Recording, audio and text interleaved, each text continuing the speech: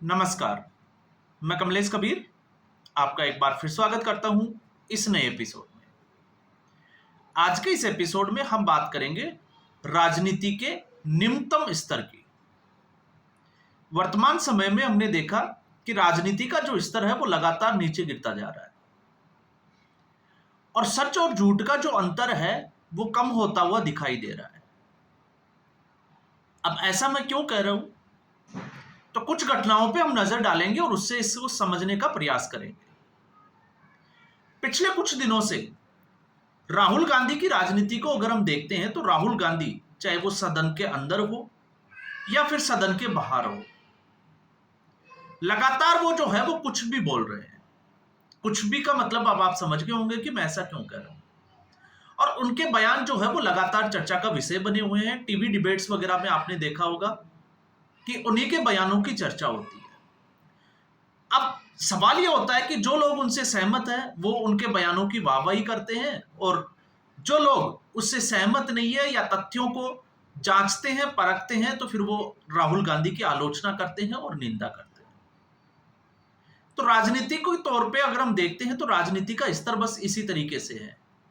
जो आपका फॉलोवर है वो आपकी वाहवाही करेगा और जो आपका फॉलोवर नहीं है वो आपकी आलोचना या निंदा करेगा। अब ऐसा कहें तो आप देखो कि राहुल गांधी ने अभी अगर ताजा उदाहरण देखें तो देखो, चुनाव आयोग जो कि एक संवैधानिक संस्था है और उसके लिए राहुल गांधी जब ये कहता है कि देख लेंगे, चुनाव आयोग मर चुका है।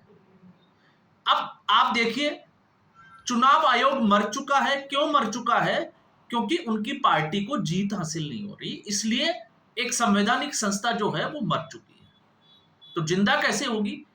जिंदा तब होगी जब कांग्रेस पार्टी की सरकारें अलग अलग राज्यों में बनेगी। और उससे भी बड़ा कि लोकसभा चुनाव में भी धांधली हुई।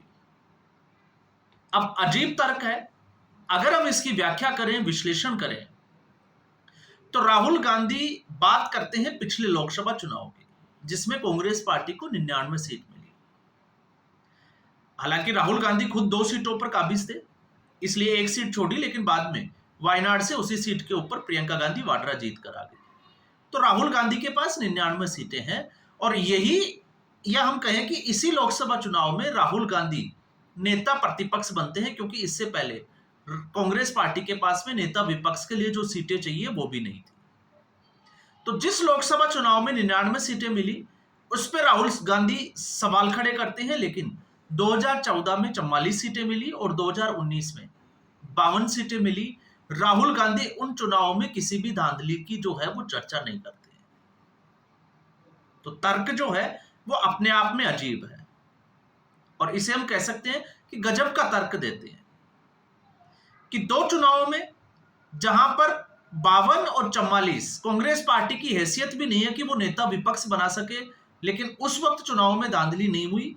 2024 का जो पिछला चुनाव गिरा गया जिसमें 99 सीटें मिली, उसी में चुनाव में धांधली हुई। तो अब इसका आकलन जो है वो आप खुद कर सकते हैं कि राहुल गांधी और कांग्रेस पार्टी, या हम कहें कि विपक्ष की मनोस्थिति क्या है। और फिर हम उसके बाद में अगर थोड़ा सा आगे बढ़ें तो राहुल गांधी के उस बयान की भी थोड़ा सा जो है वो आकलन कर देते हैं, जिसमें राहुल गांधी ने सीधे तौर से चुनाव आयोग को धमकी दे दी, देख लेने की बात बोल दी कि आप रिटायर्ड होकर जो है वो कहीं भी चले जाओगे, हम जब सत्ता में आएंगे तब आपको जो है वो ढूंढ कर निकालेंगे। अब सत्ता में कब आएंगे ये तो जो है वो किसी को पता नहीं, लेकिन बात ये आती है कि आखिर राहुल गांधी इस तरीके की भाषा का इस्तेमाल कैसे कर सकते हैं। तो एक तरीके से राहुल गांधी बोलने की जो आजादी है, अभिव्यक्ति की आजादी है, जो हमारा संविधान हमें देता है, और संविधान में अनुच्छेद 19 के भाग 1 के क्लोज ए में जो है वो इसका उल्लेख है। इस विशेषाधिकार का भरपूर अगर कोई उपयोग कर रहा है तो इस वक्त विपक्ष कर रहा है।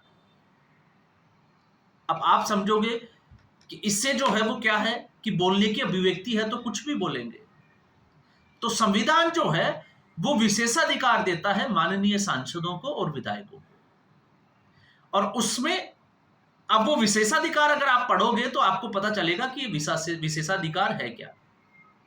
और ये विशेषाधिकार ये कहता है कि चाहे वो विधायक हो चाहे सांसद हो, वो अपने सदन में, अब विधायक जो है वो विधानसभा में जाएगा और सांसद जो है वो संसद में, तो अपने सदन में जो है वो किसी भी तरीके से कोई भी आरोप लगा सकता है और कुछ भी बोल सकता है।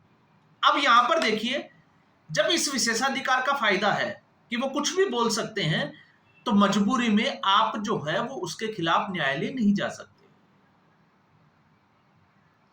तो न्यायालय नहीं जा सकते तो फिर इससे क्या होगा? तो इससे आप इसको इस तरीके से भी समझ सकते हैं कि 2010 के बाद में, मैं यहां पर 2014 की बात नहीं करूंगा, कांग्रेस पार्टी के करप्शन के खिलाफ इंडिया अगेंस्ट करप्शन उसकी शुरुआत हुई और एक नई राजनीति करने वाली पार्टी का उदय हुआ और जिसके संयोजक बने अरविंद केजरीवाल। तो आप अरविंद केजरीवाल से भी जो है वो कुछ सीख सकते हैं। 11 साल तक जब तक उन्होंने दिल्ली में सरकार चलाई, तब तक उन्होंने अपने इस विशेषाधिकार का भरपूर इस्तेमाल किया। विधानसभा का सत्र जो है वो सीएजी की रिपोर्ट के लिए और दिल्ली के विकास कार्यों के लिए नहीं बुलाया गया, सिर्फ इसलिए बुलाया गया क्योंकि उन्होंने किसी की आलोचना करनी थी, किसी की भर्त्सना करनी थी, किसी को गालियां देनी थी, और उनके निशाने पर थे नरेंद्र मोदी। तो याद करिए किस तरीके से दिल्ली का मालिक मैं हूं, चौथी पास अनपढ़ राजा की कहानियां सुनाई जाती थी। तो क्या विधानसभा जो है वो इसलिए बनी है? और हद तो तब हो जाती है जब आम आदमी पार्टी का एक विधायक ईवीएम लेकर आ जाता है। आपको वो वाकया तो याद ही होगा। और ईवीएम को जो है वो विधानसभा में ये बताया जाता है कि ईवीएम किस तरीके से हैक की जा सकती है। तो उस ईवीएम की सच्चाई बाद में पूरे देश के सामने आ गई। वो डमीज जो है वो ईवीएम लेके आए थे अपनी सुविधा के अनुसार उसको सेट करके। और जब ईवीएम की बात की जाती है तो राहुल गांधी भी इसी तरीके से जो है वो महाराष्ट्र के विधानसभा चुनावों में चुनाव आयोग के ऊपर आरोप लगाए। विपक्ष के, या हम कहें कि जो हारने वाले लगभग 10 सीटों के ऊपर जो लोग चुनाव में खड़े हुए थे उनको चुनाव आयोग ने बुलाया। और अभी आपको पता होगा, इससे पहले 2-3 दिन पहले मैंने उस वीडियो में बात की थी कि किस तरीके से ईवीएम जो है वो एक बार फिर साफ सुथरी निकली। तो सारे आरोप जो है वो निराधार निकले। तो आप देखिए अरविंद केजरीवाल की पार्टी की हिमायत कि आप देख सदन के अंदर, विधानसभा के अंदर जो है वो इस तरीके की हरकत करते हैं। लेकिन आपको पता है कि आपका ये विशेषाधिकार है कि आपके खिलाफ जो है वो कोई कार्रवाई नहीं हो सकती। तो फिर सवाल है कि इन लोगों के ऊपर कार्रवाई करेगा कौन? अगर आम आदमी इन लोगों के खिलाफ कोर्ट में जाता है, क्योंकि आखिरी रास्ता जो है वो यही बचता है कि आपने जो है वो एक समुदाय विशेष को गाली देने का प्रयास किया, अपमानित किया, या फिर और इसी से जुड़े हुए मामले, तो हम कोर्ट में जाते हैं। तो कोर्ट क्या करता है? कोर्ट इन लोगों को फटकार लगाकर छोड़ देता है। तो आपके पास ऑप्शन क्या है? आपके पास कोई ऑप्शन नहीं है। कोर्ट जो है वो वार्निंग देगा, छोड़ देगा। कोर्ट जो है वो सबूतों पर नहीं जाएगा, छोड़ देगा।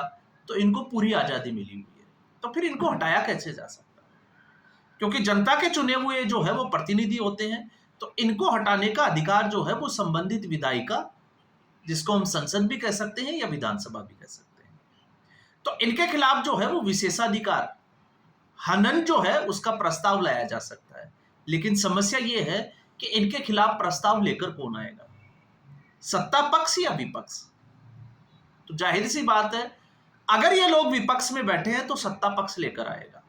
तो अगर सत्ता पक्ष लेकर आएगा तो फिर पूरे देश में जो है वो हो हल्ला हो जाएगा कि ये तानाशाही की सरकार है, ये सरकार तानाशाह है। जैसे आपने देखा नरेंद्र मोदी के ऊपर इस तरीके के आरोप लगते हैं। लिस्ट में अगर आप देखोगे तो चौकीदार चोर ऐसे लेकर राफेल का मुद्दा हो, अंबानी अडानी हो, तमाम तरीके के मुद्दों पर जो है वो आरोप लगाए गए सरकार के ऊपर। अब सरकार की आप तानाशाही का उदाहरण देखोगे तो सरकार की तानाशाही का उदाहरण के लिए कृषि सुधार कानून जो है वो लेकर आई सरकार मानसून सत्र 2020 में। उसके बाद पूरे देश भर में किसानों को भ्रमित किया गया, साफ तौर पे हम कहेंगे कि भ्रमित किया गया। और उसके बाद में किसान आंदोलन चला। उस किसान आंदोलन में लोगों ने जो है वो प्रधानमंत्री नरेंद्र मोदी के मरने की कामनाएं की, इस तरीके के गीत गाए गए। हाय मोदी मर जा मोदी, लेकिन सरकार ने कुछ भी नहीं किया। उसी आंदोलन की वजह से लाल किले के ऊपर एक धर्म विशेष का जो है वो झंडा फहराया गया। सरकार ने कुछ भी नहीं किया, पुलिस वाले लाठियां और डंडे जो है वो खाते रहे। तो सरकार ने कुछ किया नहीं किया। सरकार ने जिसके ऊपर तानाशाही के आरोप लगते हैं, उसने जो है वो एक दिन टीवी के सामने आकर हाथ जोड़कर माफी मांगी और तीनों कृषि कानूनों को वापस ले लिया। इसे ये लोग जो है वो तानाशाही कहते हैं। तो आज तक किसके ऊपर क्या एक्शन हुआ, तानाशाही का कोई एक उदाहरण अगर आपके पास है तो जरूर बताएं। लेकिन बोलने की आजादी और अभिव्यक्ति की जो आजादी है, जिसमें सच और झूठ के बीच का जो फासला है वो कम होता जा रहा है, उसके आपको जो है वो पिछले 5 साल में हजारों उदाहरण मिल जाएंगे। अब इसी कड़ी में जो है वो लालू के लाल तेजस्वी यादव भी कूद पड़े हैं। अब तेजस्वी यादव ने, क्योंकि तेजस्वी यादव को भी पता है कि उनके खिलाफ जो है वो कोई कार्रवाई नहीं की जा सकती। क्यों नहीं की जा सकती, अब आप सोचकर देखिएगा। तेजस्वी यादव उस पार्टी से हैं जिसके पिताजी बिहार के मुख्यमंत्री रहे, लंबे समय तक रहे, और उनके ऊपर 950 करोड़ के घोटाले का जो है वो आरोप है और आरोप सिद्ध हो चुका है। उनको सजा मिल चुकी है अलग अलग 6 मामलों में। हाँ, ये अलग है कि वो मेडिकल के आधार पर जो है वो जमानत पर है, लेकिन वो पार्टी जो है वो ये कहती है कि चुनाव आयोग बेईमान है और नरेंद्र मोदी जो है वो बेईमान है, भारतीय जनता पार्टी की सरकार बेईमान है। और खुद की हैसियत क्या है, खुद जो है वो लैंड फॉर जॉब्स के मामले में फंसे हुए हैं और वो सवाल कर रहे हैं चुनाव आयोग से, क्योंकि चुनाव आयोग ने अभी आपको पता होगा SIR की एक प्रैक्टिस की है और उसकी शुरुआत बिहार से की है, जिसमें आपने देखा लगभग 65 लाख वोटर्स जो है जिनका वोटर लिस्ट से नाम कटना तय माना जा रहा है, जिसमें 22 लाख के आसपास जो है वो मर चुके हैं। कुछ लोग जो है वो माइग्रेट कर चुके हैं, किसी के जो है वो 2-2 वोटर आईडी है। तो आनंद फानन में तेजस्वी यादव ने भी वही किया जो राहुल गांधी और अरविंद केजरीवाल कर रहे थे। तो होड़ मची हुई है। और किया क्या, आपने देखा ही होगा, जिस तरीके से उन्होंने EPIC नंबर्स जो है वो प्रेस कॉन्फ्रेंस में डालकर जो है वो ये दिखाने की कोशिश की कि उनका नाम कट गया है, और उसके तुरंत बाद चुनाव आयोग की तरफ से जो है वो स्टेटमेंट जारी किया कि उनका नाम जो है वो जिस बूथ के ऊपर मतदान केंद्र पे है उसके EPIC नंबर ये है। तो उनको नोटिस दिया गया कि वो 2 जो मतदाता सूची के मतदाता कार्ड है वो 2 है, तो आप उनके ऊपर जो है वो अपना जवाब दाखिल करें। तो सभी पार्टियां जो है वो एक के बाद इस तरीके का, और सबसे बड़ी बात है संविधान में यह साफ लिखा हुआ है कि संविधान जो 3 सूचियां हैं, एक केंद्र सरकार की, दूसरी राज्य सरकार की और तीसरी समवर्ती सूची। तो केंद्र सरकार से संसद से पारित किसी भी कानून को राज्य सरकार रोक नहीं सकती, लेकिन राज्य सरकारों में फिर भी जो है उसके खिलाफ एक प्रस्ताव पारित किया जाता है।